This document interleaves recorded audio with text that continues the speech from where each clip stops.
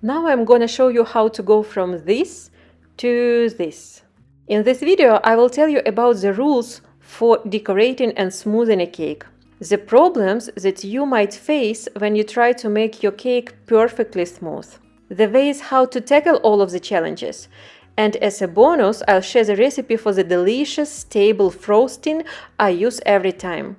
Rule number 1, your cake must be perfectly straight from the start. If you are inexperienced, assemble it inside a cake ring or mold. Rule number 2, allow your cake to stabilize in the fridge for at least 4 hours, or even better, overnight.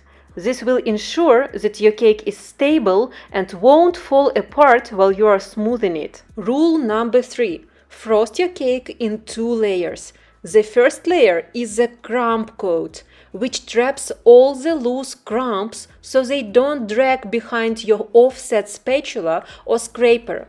To lock in these crumbs with a thin layer of buttercream. When applying this layer, we are not aiming for perfection. You can apply the cream using an offset spatula or a piping bag. Run your smoothing scraper lightly around the sides and across the top, and then send the cake to the fridge for 20 or 30 minutes so this layer can fully set. After the cake comes out of the fridge and the first layer has set completely, you can apply the second layer, which is where most people run into problems. Rule number 4, to make the second layer easy and even, apply it using a piping bag.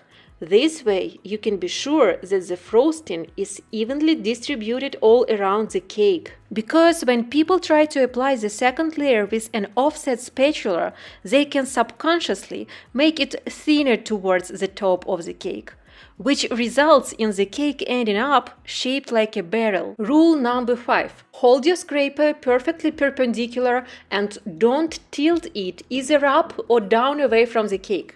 The bottom edge must be pressed tightly against the cake board, which is necessary so the cake is straight and does not take on a barrel shape again. Rule number 6. Do not make sharp movements to avoid leaving strips on the cake. Move the turntable slowly but steadily. Rule number 7.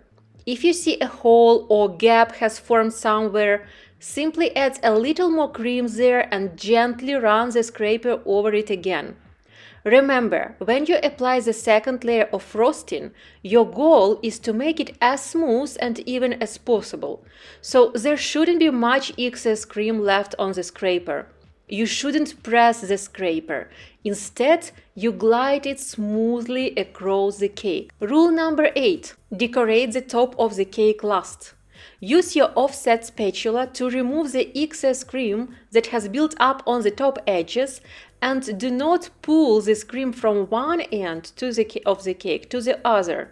We only pull the cream towards the center, and after every time, clean the excess cream of the spatula using the scraper. By sticking to all these rules, you can decorate cakes quickly and without stress.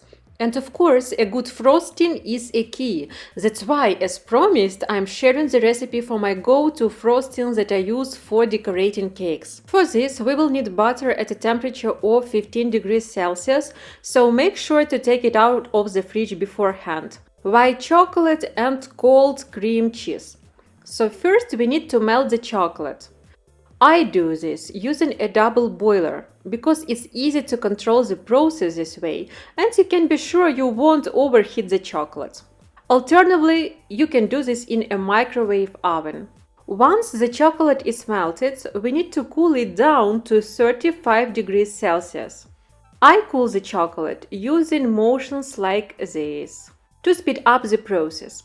When the chocolate has cooled, add the butter. Beat the mixture well with a mixer.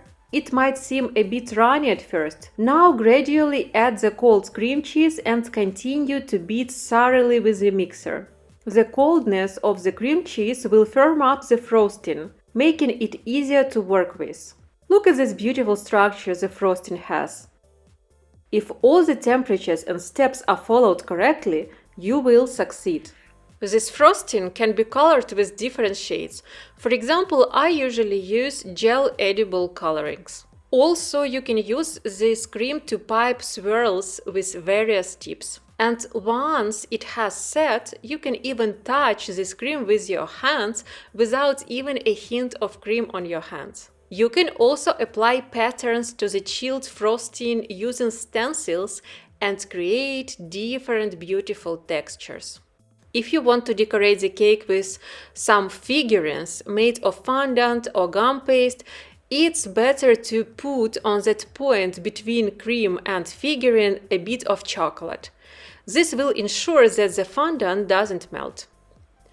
That's how much useful and important information I shared in my video. There are other educational and really interesting videos on my channel, so be sure to check them out and subscribe. It inspires me and helps my channel grow. See you soon! Bye bye everyone!